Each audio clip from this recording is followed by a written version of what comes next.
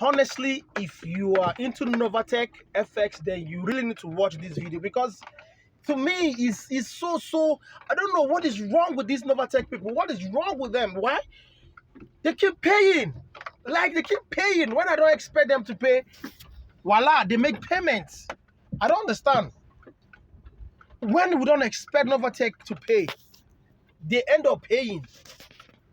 Like, for me, it's a wow.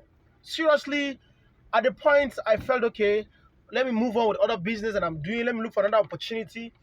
But Novatechfx keep paying every single time. Like today, they actually paid me over 2 payments that is pending. One of my team partner was paid 3 payments that was pending all today. Wow.